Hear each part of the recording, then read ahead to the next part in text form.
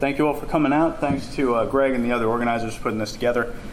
These are issues, the issues that we're talking about this symposium, these are issues that I think are among the most pressing moral problems that we face in the 21st century. And so having an opportunity to convene interdisciplinarily to talk about these subjects is a great opportunity for me to learn from all of you and hopefully to share some of the things I've been working on as well. I'd also like to thank all of you in the audience for coming out, sacrificing some of your Friday morning to be here to listen to what I have to say.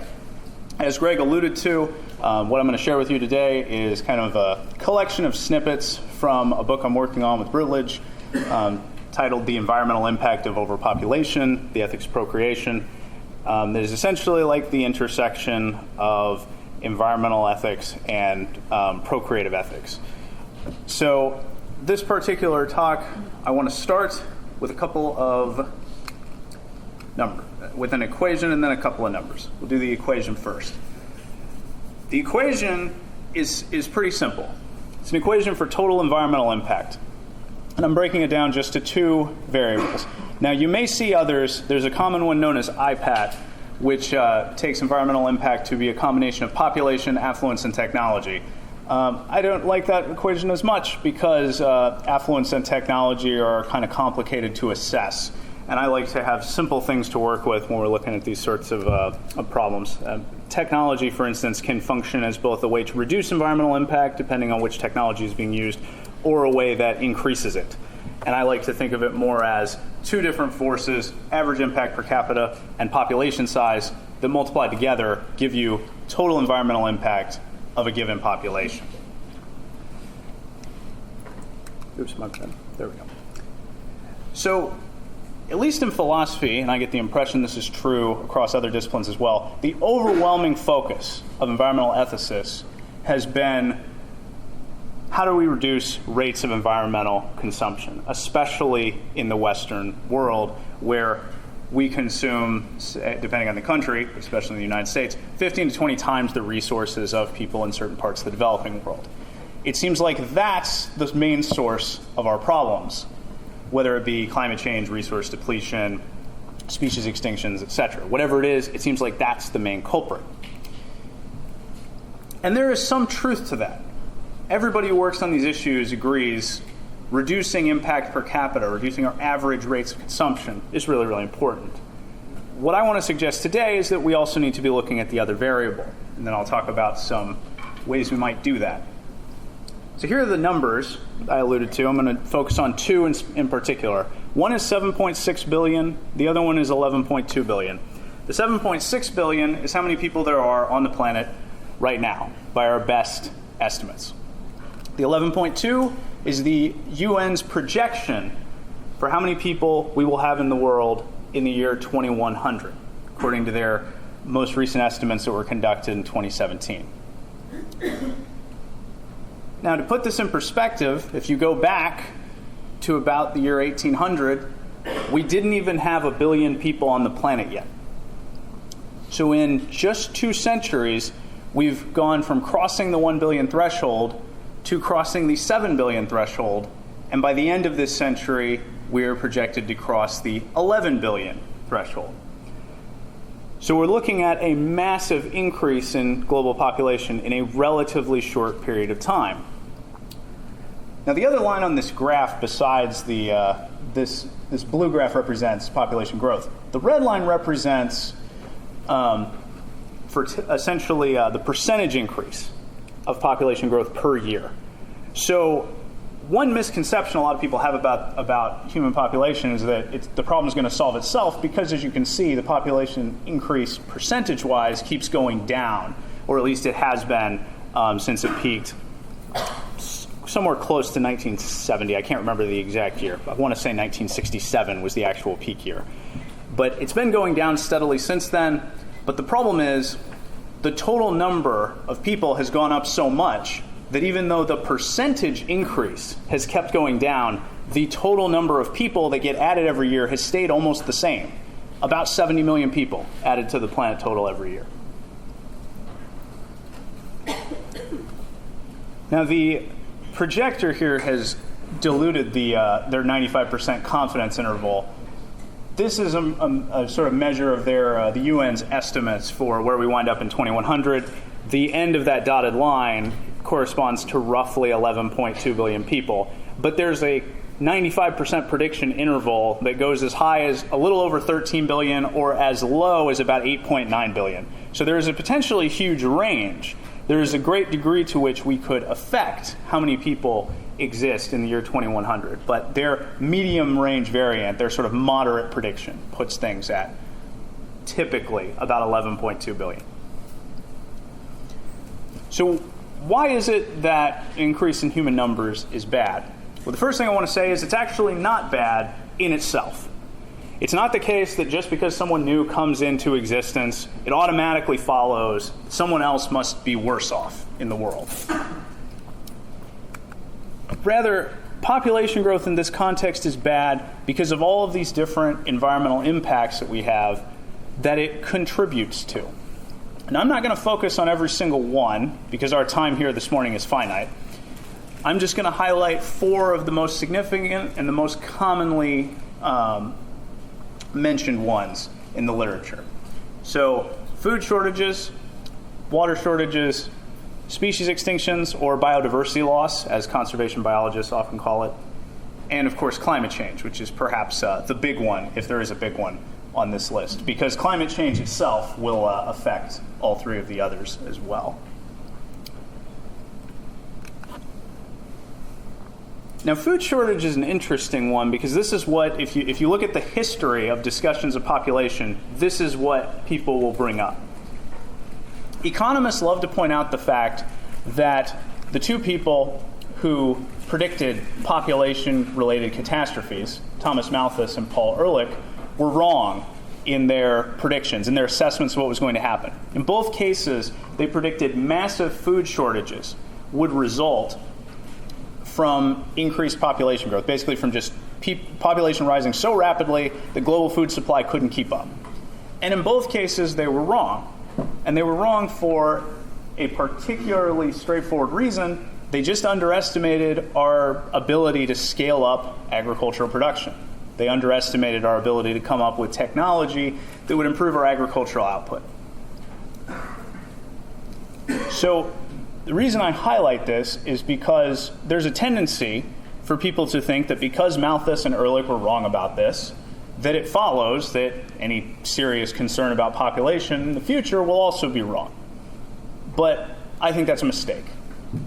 So let's talk about what our situation is in 2018 with respect to food shortage and these other issues. So the UN estimates that global demand for food is going to go up from relative to 2009 levels by about 70% by 2050. Certain other people actually think that those estimates are kind of modest. So Sarah Menker, who runs an agricultural data company, for example, has a recent TED Talk where she argues that we might start to run out of food to, if we were to distribute the food, even if we distributed it perfectly and equitably around the world, we still wouldn't have enough to feed the world. She thinks that might happen as early as 2027. The most common estimate, though, is still the UN one. That's what you'll see if you look this up in the literature. Is we got to find a way to increase food production by roughly 70% to meet demand by 2050. There are 2 factors that contribute to increasing global demand for food. One is an increased demand for meat. That might not be super obvious why that's one of the factors. So the basic idea is if we're going to raise cattle and sheep and pigs, chickens, etc., you've got to feed them. And so instead of growing grain, for example, to feed 2 people, you are instead feeding it to livestock. And then the livestock are later consumed by people. But in this process, a significant amount of the process is just from a calorie standpoint, much less efficient. It would be more efficient for humans to eat that grain directly rather than raising livestock. So as you scale up meat production, you have to produce more food overall than if you have a strictly vegan or vegetarian diet. The other thing, of course, is the other factor, there are just more people. There are just more people to feed. Other things equal, a population of 11.2 billion is a lot harder to feed than a population of 7.6 billion. Another thing worth pointing out is these kinds of estimates operate in sort of an idealized world, a world we do not live in. In 2016, there were roughly 800 million people on the planet who went hungry.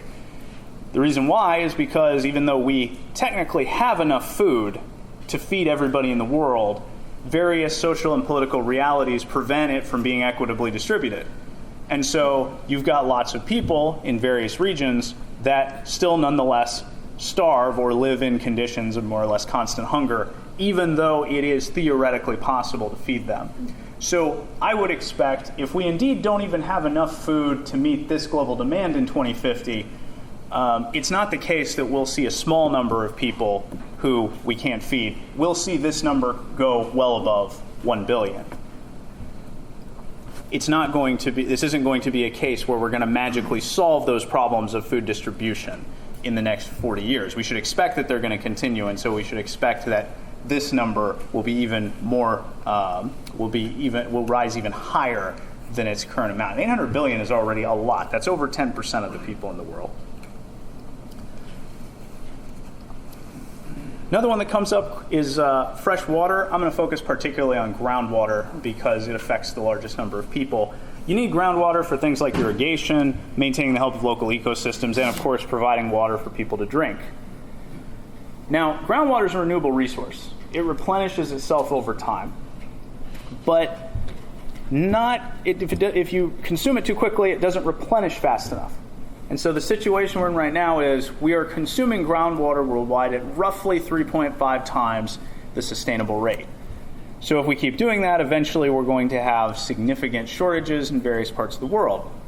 There are 1.7 billion people who live in regions where their groundwater resources or the surrounding ecosystems are threatened in some way. So if you scale up the population in these particular areas, that problem becomes even more intractable. It becomes even more difficult to reduce your rate of groundwater consumption to a sustainable level.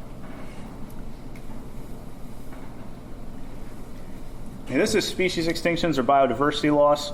The way I'm defining biodiversity loss is essentially in terms of reduction of species, either in terms of their richness or just in other words, their population number in a given area, or in terms of their diversity, which is what would be affected if species actually went extinct.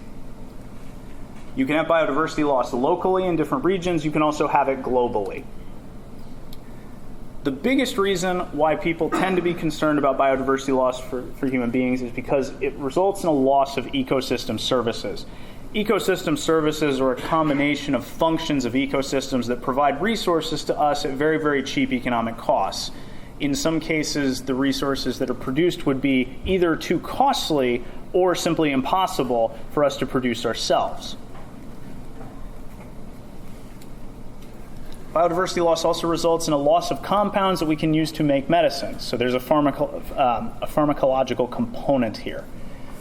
So if you get more and more species extinctions, particularly of plants, you lose a resource that you can use to make medicines that contribute to alleviating various human ailments. Another concern is epistemic or knowledge-related.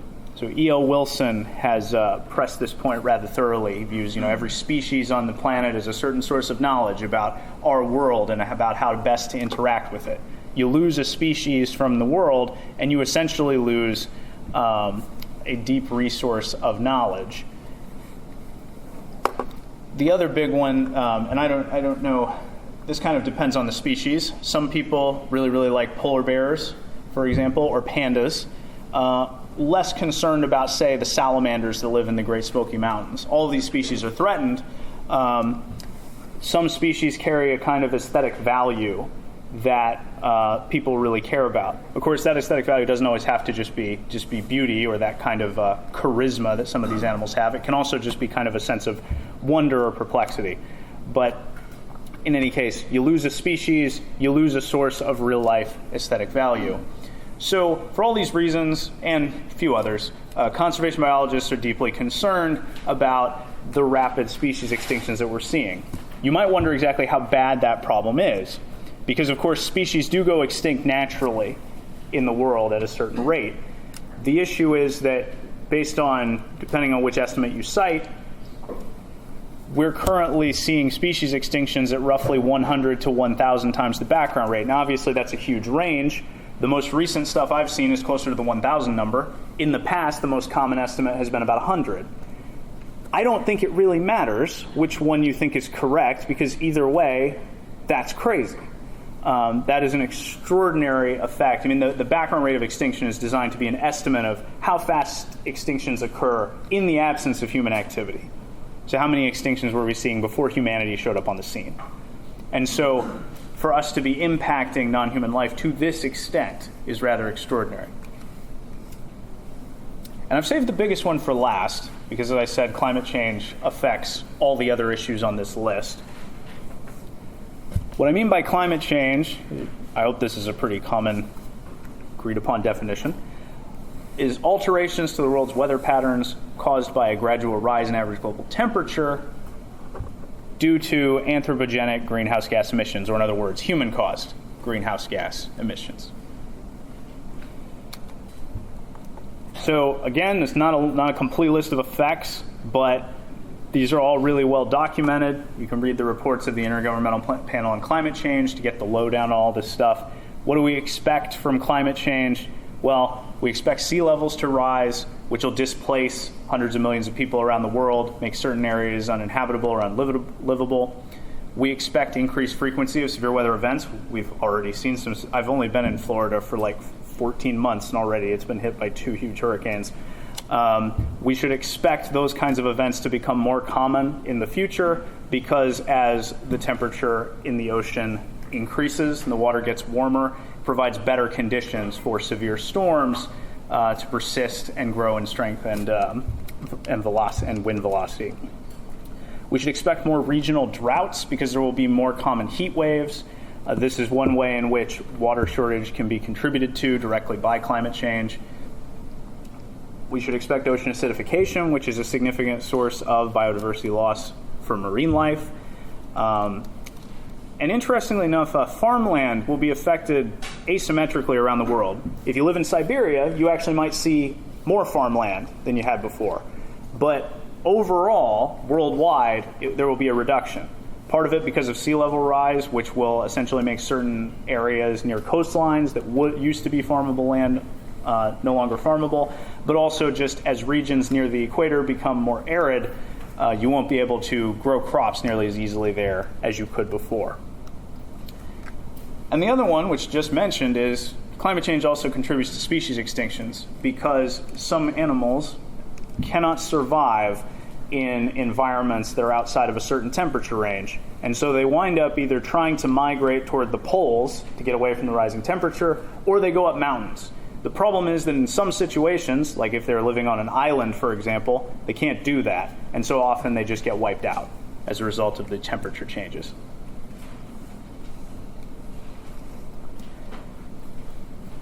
Now, in climate change, there are 2 things that need to be stressed. The first one is, even though we've known about this problem for a couple of decades now and been talking about it and making empty political promises, annual greenhouse gas emissions worldwide are still going up. And so we have not yet succeeded in even reaching the peak in terms of annual greenhouse gas emissions. We are still on an upward trajectory with those. And in addition to that, in the near future, we have to expect that emissions from developing nations will also increase. More so, especially in China and India, because as these nations develop and as they try to lift their citizens out of poverty, at least under current conditions, that's going to require the use of fossil fuels to some degree. And a number of people have argued that these people need to be allowed to develop in that way, because in some cases their citizens are not even able to meet their basic needs. Their individual carbon emissions are almost perilously low. They are so low that the only way they're able to maintain those levels is by having tons and tons of people who are just barely even able to survive. And the thought is, if people like us can live very, very carbon-intensive lifestyles of luxury, those people should at least be able to emit enough carbon to meet their basic needs. So the point between these 2 observations is, it looks doubtful that we're going to be turning the corner on climate change in the immediate future. I think that meeting the goal to stay below a 2 degrees Celsius rise in global temperature relative to pre-industrial levels, this is the general goal that has been endorsed at a variety of these meetings, and including as a part of the Paris Climate Accord that the United States is currently in the process trying to pull out of. I think meeting that goal has basically become almost impossible. Overlooking the possibility of radical and extraordinary geoengineering of the atmosphere in some way. To give you an idea of how rapid the descent in greenhouse gas emissions would have to be to meet the 2 degrees C threshold, that red dot there at the very top is designed to be like where we are, or where I guess we were in 2017. And every year that you delay hitting your carbon peak and going down, the descent has to be a little bit steeper every single year. So even if we were to start right now in 2018, we've got to pull carbon emissions down by 2040 to roughly 5% of their current levels. That's impossible. There's no way that's going to happen. And by the time we get to 2050, 2060, we'd have to be close worldwide to zero carbon emissions to make this sort of thing happen. There is just too much that would have to change socially, politically, and economically for that kind of transition to be feasible. So let's go back to the equation here for a second. I mentioned this point earlier. I'm going to stress it again. I am not saying that reducing human numbers or stabilizing global population rise sooner rather than later is a panacea for all environmental problems, or that it is the ultimate solution. Everybody agrees you got to reduce impact per capita to solve these problems long term. But the issue that we run into with this stuff is that the problems are so wide-reaching, so entrenched, and so difficult. Maybe we have to do more than just that, because progress on reducing impact per capita is very slow and often fraught with difficulty. Frankly, people don't tend to want to give up their carbon-intensive lifestyles for a variety of different reasons.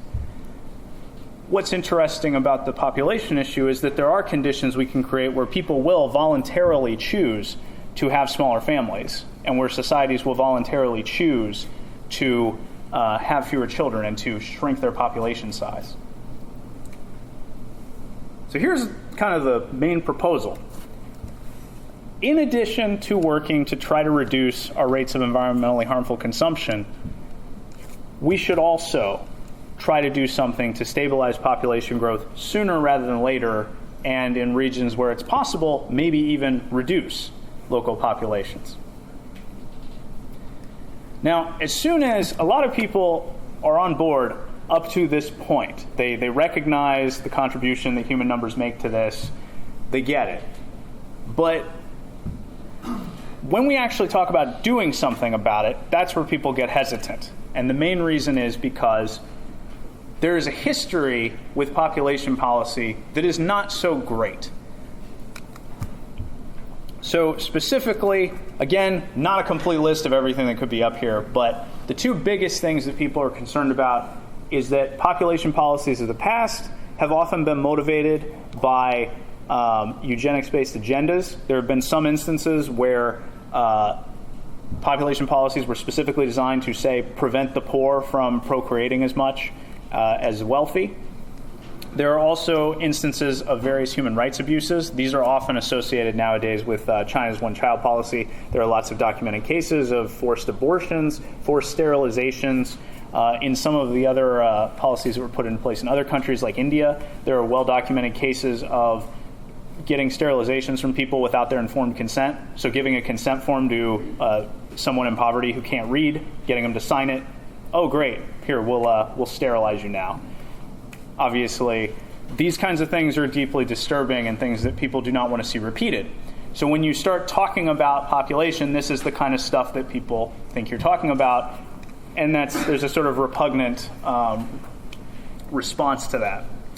The more general concern that a lot of people have is that the government will now become involved in decisions that they perceive as personal, that the government will actively try to regulate procreation and violate people's rights to reproductive freedom.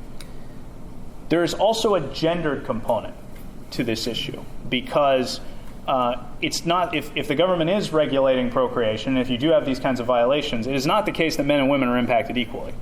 The people who are impacted the most are going to be women because of the asymmetrical role that women play in the process of rearing and raising children, not just biologically, but also socially in most places around the world. And so if you have some of these other problems that are coming into the play, it's going to also involve gender inequity on top of it. But I have some good news. And the good news is we don't have to be talking, when we talk about population, we don't have to be talking about really, really stringent one-child policies or things like that. We don't have to be talking about human rights abuses, and we don't have to be talking about that kind of government interference. We can talk about population by focusing on other things. We have a large spectrum of different options, ranging from extremely coercive options that really, really restrict your autonomy by taking away some of your free choices, say, or by pressuring you heavily into doing something. But we also have options on the other end of the spectrum that are not coercive at all, and in fact might even be autonomy enhancing. So the paradigm example of a coercive policy is a one-child policy, right? Something like what was in place in China, a policy whereby there are tremendous penalties associated with having more than one child. And if you have an additional child, your second child, for example, wouldn't be able to find a place in a good school, or would be essentially like a shadow citizen, wouldn't have full legal rights, whatever. But there are also things on the other end of the spectrum that can be considered that would play a significant role in addressing population. The most obvious one is increasing access to contraception, giving people more access to means of preventing pregnancy. Another one is improving sex education. In other words, for the most part, teaching people how to use those measures effectively and giving them a sense of what their options are. And the third, which is not as obvious, but there's been some interesting recent literature on it, is improving people's environmental education, making them more aware of the impact of procreation and the connection that it has to these other environmental impacts. There are also two that don't neatly fit into either of these categories. You could do media campaigns to promote the idea of having smaller families. In some cases, in the past, and this has been done, for instance, they've been somewhat crude. Like Singapore basically just put up posters that had like two parents, one standing here and one standing here, and then one child in the middle of them. It just said one is enough. They're not winning any points for subtlety on that. But that's one way. But there are also some that are a little more creative. So in a few countries, you had telenovelas that were run, which, as I understand it, is essentially like the radio equivalent of a sitcom. And they chose to portray the families in those shows as having smaller, like one or two children, instead of the Brady Bunch style family, archetype. And what was interesting is when they surveyed people after they had, been watching those shows for a while, their attitudes towards small families had changed, had shifted from when they filled out those same surveys before watching those shows. They started to think that maybe having a smaller family is acceptable, could be good, etc. Now, a little bit further over, closer to the coercive side probably than the autonomy enhancing side, is providing incentives. So providing incentives in extreme cases would mean punishments for people who violate a certain agreed upon standards. That's where we get into territory very, very close to a one-child policy or something like that. Because if you don't have a one-child policy on the books, but if you're saying, well, hey, once you your second kid, we're going to fine you $25,000, that's effectively in practice going to function the same way as a more stringent one-child policy. But you can also have incentives that go the other way that are more positive. Like maybe you qualify for certain financial benefits by virtue of having a smaller family. Or maybe you provide, as an even cruder example, cash incentives for people who don't want children to get vasectomies or something like that. So let's look a little bit deeper at the autonomy-enhancing options and think about what difference this could make. The one issue on this list that everybody I've seen who's writing about this, thinking about this seriously, agrees on is increasing access to family planning services is the big one. This is the closest thing we have in this issue to a no-brainer. There is a huge unmet need for it in various parts of the world. I've seen statistics suggesting that just by providing the 200 to 300 million women in sub-Saharan Africa with access to contraception who want it, we could prevent up to 1 billion births by 2100. Just if we just gave those women the opportunity to have the family size that they wanted and the freedom to make those choices. The issue in those contexts is not it's not a matter of coercing people to do the right thing. It's just giving them the ability to make the choices that they already want to make, just giving them the means to do that. But in some parts of the world, it's not necessarily about increasing access to family planning. It's not an access issue necessarily. Sometimes it's about knowing what to do with that access and understanding the importance of the situation. So around 41%, give or take 1 or 2%, of pregnancies worldwide are unintended, which means they were either totally unwanted or they occurred at, in some sense, the wrong time. They occurred at a point in the person's life when they would rather have not had that child. That's 2 out of 5 pregnancies, which seems like a lot. And a significant number of them, perhaps to no surprise, occur in young people. And one of the things that contributes to this is a lack of adequate sex education during teenage years. So in the United States, to use a sort of near-home example, we still have a lot of funding for abstinence-only education, which is an incomplete program.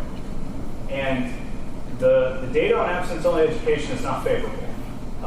There are some studies where looking at rates of STD contraction, the age at which people self-report losing their virginity, and the rates of teen pregnancy, abstinence-only sex education literally does worse than no sex education.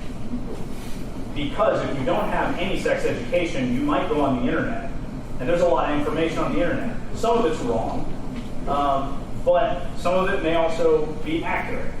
And so if you're not getting that information from any other source, kids these days will use Google, they will find things. Some of that information will be kind of accurate. But the best information that people get is through comprehensive sex education, which explicitly teaches them about sexually transmitted infections, how to use various types of contraception, most notable being condoms, and how to seek out family planning services that are available to them.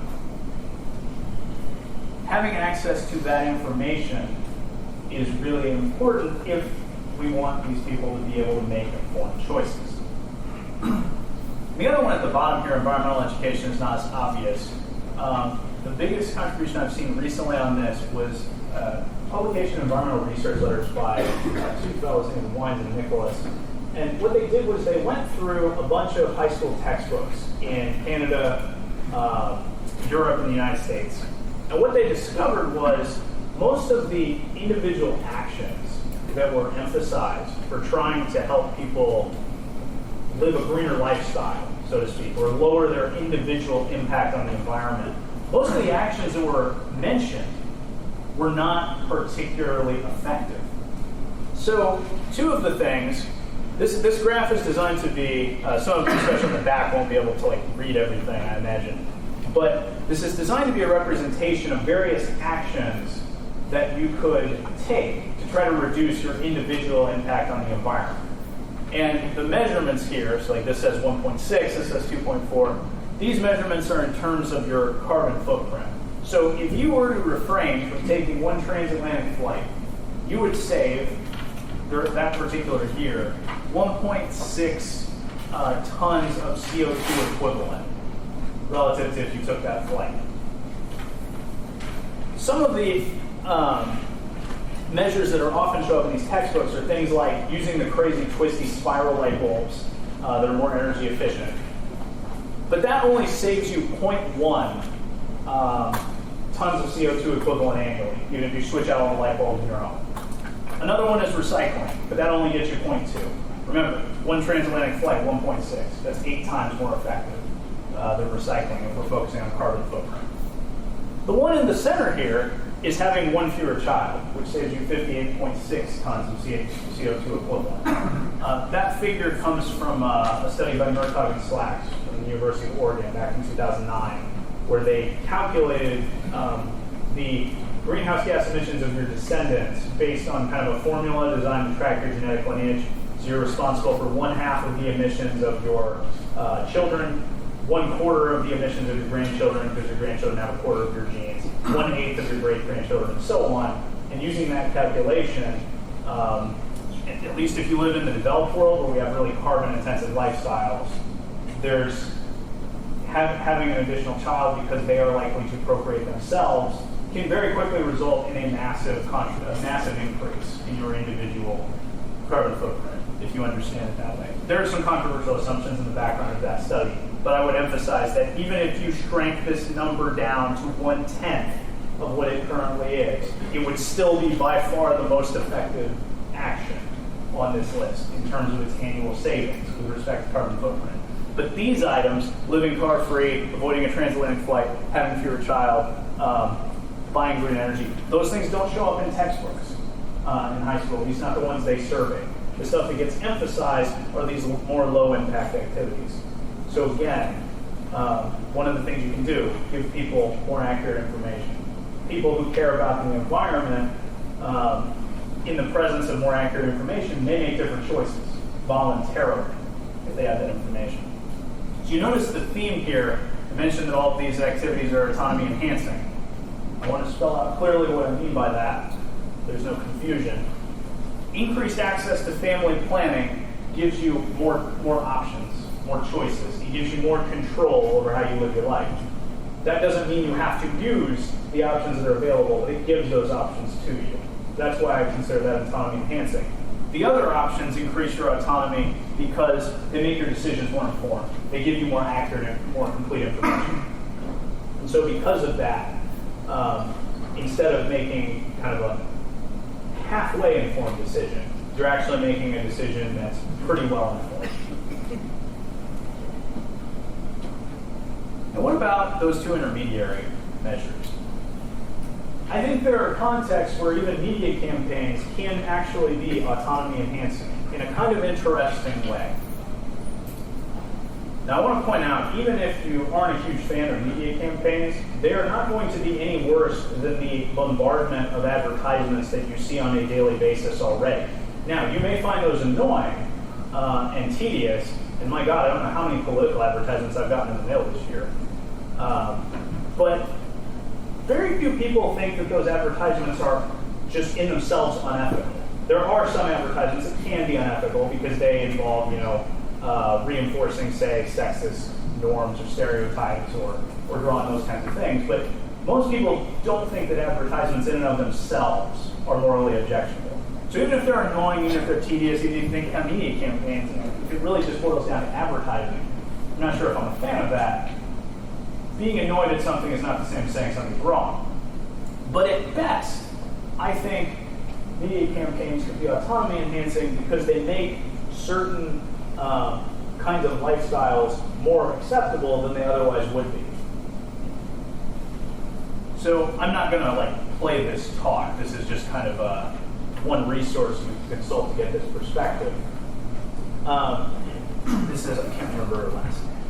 Christen Reighter, she has a TED Talk that recently came out where she basically recalls her experiences trying to find someone, a doctor, who is willing to let her get a surgical procedure such that she can't get pregnant anymore.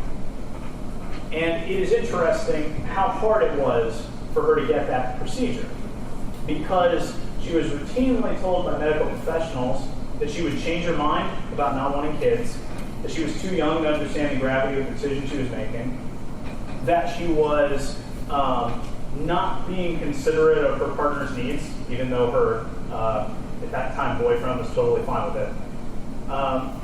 And in various ways, they were very demeaning to her, attempts to exercise her reproductive autonomy.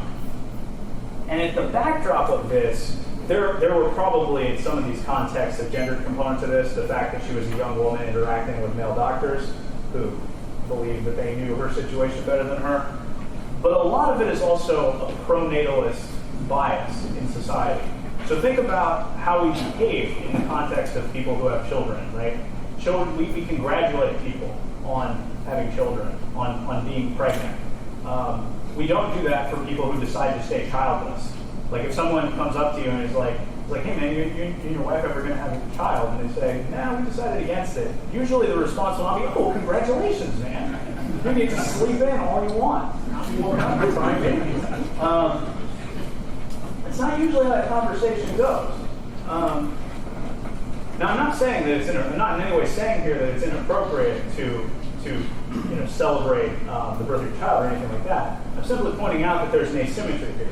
That one type of activity, one type of lifestyle, namely raising a family, is commonly praised, whereas a decision to remain childless is not. And as a result, there's sort of this background assumption that the normal thing to do, the natural thing to do, the desirable thing to do, is to have a family. And so long as that value persists, there are many people who don't really want to have children who will, in various ways, be pressured into it or feel like their autonomy is compromised.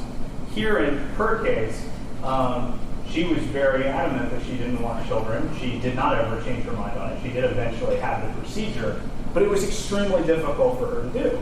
And if we really care about, if the issue here is we really care about people's reproductive autonomy, we should be willing to honor these kinds of requests and to not pry and try to get people to change their minds about this sort of thing. So if media campaigns could help counteract this stigma and help people view a small family or even like the absence of a family with children as a positive lifestyle that is acceptable, I think that would be autonomy enhancing rather than autonomy restricting. Now, I mentioned incentives already. I alluded to these. You can have positive incentives and negative incentives. Negative incentives are like punishment. Positive incentives are more like providing benefits to people. This is where we start to get into murky territory, where we start to go further on the pendulum downstream toward coercion. Really, really extreme negative penalties like excessive fines or increased hospital fees for people who have more than X number of children. That really just starts to look more or less indistinguishable from what a one-child policy or something like an X-child policy, whatever that number is, would be in practice. Positive incentives, harder to assess, I think. It's less clear whether those wind up being coercive.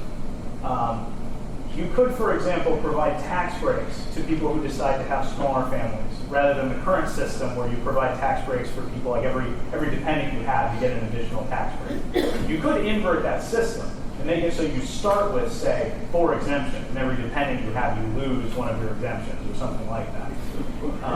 So that would be one way of providing a positive incentive for people to limit their family size in some way, because it's not like it would be a punishment. It would simply be a benefit that people who remain childless would get that people who didn't wouldn't. Interesting enough, there have been some people who have argued independent of anything having to do with population that should already be the system in place, because if you're childless and you're paying taxes, you're probably paying for things like public school systems that your kids are never going to use. But that's another story for another day. My view on incentives, as far as this graph goes, is it's going to depend a lot on the context that we're using them, but it would be very challenging to use negative incentives in a way that wasn't coercive. So I think if the goal is to try to stay away from coercive policies and use the tools on this side of the equation, only positive incentives are really going to get much traction. Just the existence of benefits for people who are childless, but penalizing people who choose to have large families is probably, if the goal, again, is to avoid really, really significant restrictions of autonomy, that's not going to work. You're going to have to stay away from those sorts of things. But here's the takeaway that I think is more important. There's lots of stuff on this side of the board. We don't just have to be focused on worries about one-child policy if we want to do something about the population issue. And so, what I hope at this point to have kind of convinced you of is basically three claims. First, that population growth is a contributing factor to a lot of our environmental problems. Again, that's not super controversial. Most people can get on board with that, at least recognize that it's a factor in play. I've also tried to suggest we can't address these problems adequately, at least if we're trying to do it in the time frame we have available before the problems get really, really bad. This is especially true with climate change. Don't think we can do that by just focusing on environmentally reducing rates of environmentally harmful consumption. We have to do more than just that. And third, I think we can make significant strides toward stabilizing population growth without resorting to extremely coercive measures. We can do this significantly by just enhancing people's autonomy, giving them more information, letting them make the choices they actually want to make, working in various societies to correct a stigma against childlessness or against small families in general. But you might be wondering at this point, is everything really that simple? Is it really that easy? And the short answer is no, because nothing in philosophy is easy. And nothing with respect to these issues is easy either. So here's my assessment of kind of the situation that I think we are in. There are some moral problems in the world that admit of easy solutions. So if you are mugged on the street and someone takes your wallet, and you file a police report, and the suspect is apprehended, your wallet is returned, and they're sentenced to 30 days jail time or whatever the appropriate punishment would be in that situation. That strikes me as a moral problem that was satisfactorily resolved. You got back what you lost, the perpetrator was punished. Insofar as a mugging goes, that's a happy ending, right? But very few of our problems at this level of complexity and on a global scale admit of those kinds of resolutions. Sometimes we are in tragic circumstances where there are no easy solutions and where our only choices are between unjust outcome 1 and unjust outcome 2, or harmful outcome 1, harmful outcome 2, or something like that. So I think that's the kind of situation we're in with respect to most of these environmental issues. We are in a situation where loss of some sort, in terms of harm, unfairness, injustice, case violations, whatever, is inevitable. It cannot be avoided. And so the question then is, how do you deal with these kinds of scenarios? When all of your available options involve inflicting injustice on some group of people, what do you do? How do you resolve those kinds of problems? So here's the application to the population issue. We know that doing little or nothing with respect to population growth will result in some injustice for presently existing people and to some extent future people. We know a lot more future people will be affected, but the problems are getting so close in terms of temporal proximity that some of us in this room will be affected significantly by the problems that are on that list I gave to you. So we know doing nothing about it will be a problem, but if we take robust actions to try to do something about population growth, we may inadvertently cause other types of injustice. So it's sort of damned if you do, damned if you don't type of scenario. So here are just, I'm going to gloss through these super quick. Here are just a few examples of potential unjust outcomes that could happen from trying to pursue population reduction. Really common one that economists will bring up. If you have too few young members of a society, which is what happens when you have fertility rates go way down, eventually you get a much larger elderly population in the working class, and that means it's very, very either the working class has to be really heavily taxed to provide the resources necessary to sustain that elderly population, or you've got to make cuts to your medical, to Medicare or other things that provide for those elderly people late in life. Either way, somebody's getting the short end of the straw there if you go that direction. This is the kind of scenario, actually, that Japan and Italy are facing right now because they have very, very low fertility rates. You may also see increased scrutiny and pressure on the reproductive decisions of women. Again, like that gendered asymmetry of reproduction is not just going to go away. And so even with the best of intentions, even with creating policies that are as neutral as possible, I think you're still going to see some instances where women are unfairly treated as a result of trying to take population seriously. Again, even with the best of intentions, even with trying to do everything in as gender-neutral way as possible.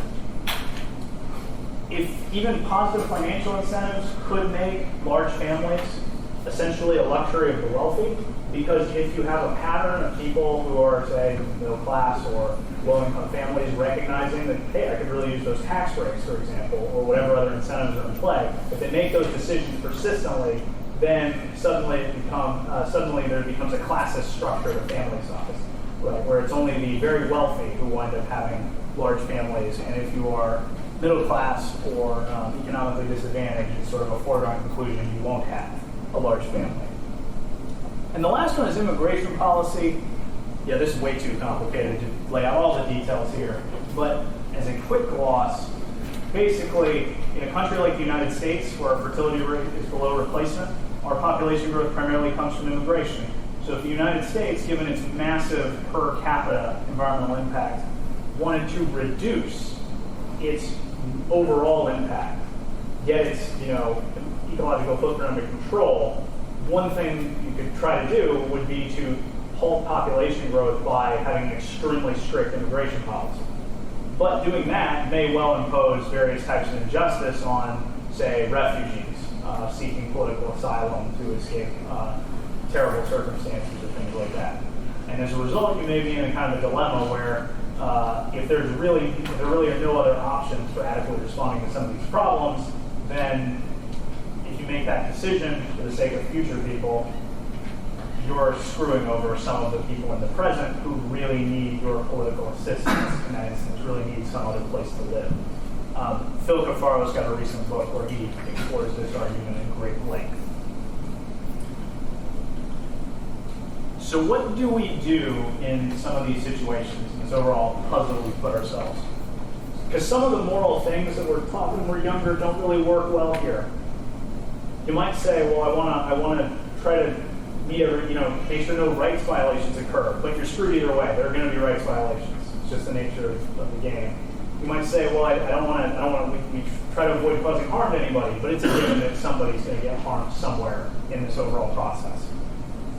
You might try to treat everyone fairly, but that's also impossible. Some people are going to get the short end of the straw. It's just a matter of who it's going to be and how many of them there will be. So here's the principle I propose for operating under these conditions of moral tragedy. Why don't we try to minimize the amount of injustice that occurs? We know there's going to be some that happens. There's going to be a lot that happens. Let's try to get less of it than what we would have had otherwise. And so, what does that mean in practice? There are three characteristics of our current environmental problems. They are very long-term. Biodiversity loss can take millions of years to recover from. Climate change, the CO2 will be in the atmosphere for thousands of years. They are massive in their size and scope, affecting billions of people all around the world.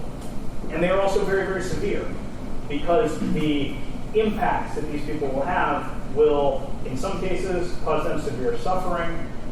In other cases, they'll just die, perhaps in a severe weather event or something like that. And in some cases, they will have to relocate, have to uproot their entire life. So if you live on a low-lying coastal island, for example, your nation will literally be swallowed up by the ocean. There are already a couple of places in Kiribati and Tuvalu where this is happening. And these people are trying to mass immigrate out of their current situation. And so given that, and given that I don't think there's any reason to prioritize, to value the life of someone in, say, 2018 over someone born in 2050, I think that in most cases, even if there are going to be some resulting injustices, we've got to do what we can, what's available to us, to try to solve these problems.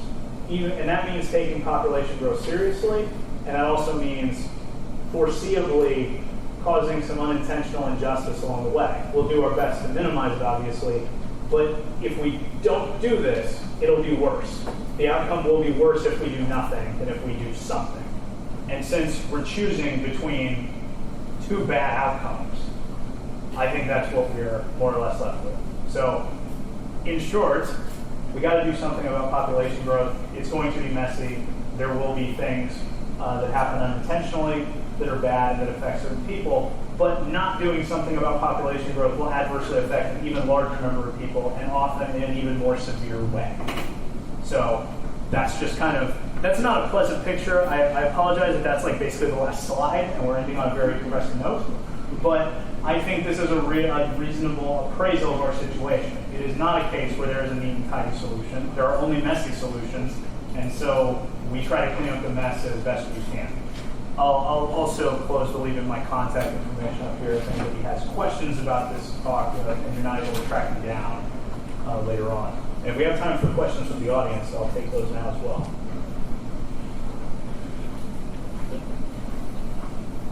So, kind of like in the country of the U.S., our system is mostly consumer-based. How would we kind of change that system to where it's less consumer? Because going back to what you said, those incentives to allow tax breaks for people who have smaller families, it seems like the reason it's hard to change it because it seems like there's more incentive to have more kids because it would also be driving up that consumption. Yeah, so economists love population growth because there's more people spending money and contributing to whatever economy you have. And they also often will say things like, well, people are the ultimate resource of ideas and innovation and so on, and propose technological solutions to some of these problems. I'm a lot more skeptical about those kind of prospects than they are. As far as how you initiate that sort of shift, we have to convince people, and there is some literature to this effect, we have to convince people that perpetual growth is not the route to human happiness, which is a tough sell, but there's some fairly compelling evidence that it's true, that just an increase in GDP, for example, is not automatically correlated past a certain threshold with increases in happiness. And so we have to get people to eventually say enough is enough and be willing to be satisfied with essentially like maintaining some sort of threshold of economic gains, as it were, rather than trying to get as much as possible indefinitely into the future. How we do that is very difficult and complicated, which is one of the reasons why we're in this mess in the first place. So media campaigns neatly fit, I would say, like describe this term, like between the both extremes, between positive and negative incentives, or is it both? Like media campaigns? I would say, well, it may depend a little bit on the content. Let me go back to the way I tried to graph it was to capture that idea. So I tried to put it more towards this side than, like kind of towards the middle, but a little bit more towards this side. I think that media campaigns are much less of a risk of being autonomy restricting than incentives would be. And I think, as I said, in some cases, I think they can be autonomy enhancing. So in your early equation of environmental impact, and you chose to omit wealth and large wealth-moving entities. So in ignoring that in your early equation, does that not detract the nuance from things that are affected by that, like large resource hoarding and the access to education that would result in large population growth? If you can't afford the education, you can't reach the education, you can't get the education to know better. So if somebody is hoarding the money and somebody is hoarding the education and hoarding all the access to medical services, especially in overexploited countries, do you feel like that might lose, especially when you're discussing the eugenics and the social redefinition? I mean, definitely the social redefinition of parenthood or family is essential, and education is essential for the restriction of it. But like large moving money entities are by far more carbon consuming, and our choice of taking one child or not having a child really makes very little impact based upon one large wealth moving entity. So how does that impact your population equation without using the concept of wealth and large wealth moving entities? Well, so I tried to take that, oh boy, this is going to take a while to get back to. I tried to take that into account in the parenthetical part here, which is that, so you can break this down, say, into total environmental impact, like of a given population. You could break this down like by country, for example, and you could look at, because obviously a person living in the United States has a much different per capita impact than a person living in Africa. Now, I didn't have time to get into this in this talk, but one of the significant factors I think might speak to your point is the fact that I don't think that what we prioritize, I think the policies we're going to try to pursue in different places are going to be different, and I think that what we prioritize may be different. So Travis Reighter has a recent book on this topic, for example, from Springer, where he argues that the primary people who need to be concerned about restricting the procreation, even though countries like the U.S. and Western Europe have lower fertility rates, it's still them, because the rates of consumption are just so much higher. So you can come up with statistics like one additional American child is the equivalent, like say 8 children in India or Malawi or something like that. Although I think you mentioned something about, I don't know if this necessarily speaks to your point about just large wealth holders. Not necessarily as like one American child is not going to displace the climate change and resource change that Coca-Cola is going to do, and Coca-Cola is a global institute. So that's how I'm wondering how the population and restricting population, especially when, as you have pointed out, wealth influences a great deal of your later problems with incentives, etc., or a lot of injustices are based upon inequalities or hierarchies regarding wealth. If you don't have wealth in the equation to begin with, and understanding these large wealth moving entities, then how do they equate? That's what I'm wondering. So I'm not sure exactly how I would use the formula that I've got to capture like the environmental impact of Coca-Cola or some other corporation that can't just be reduced to like the number of members it has or something like that. I imagine there are some sociologists who have tried to do that with something like at.I. I'm not sure exactly how well it would do with something like that either right offhand. But I think that the challenge of essentially dealing with those kinds of entities strikes me as something that's like important and worth tackling, and part of reducing like consumption patterns more generally, but probably lies outside of the scope of what I'm addressing here. All right, thank you very much, Trevor.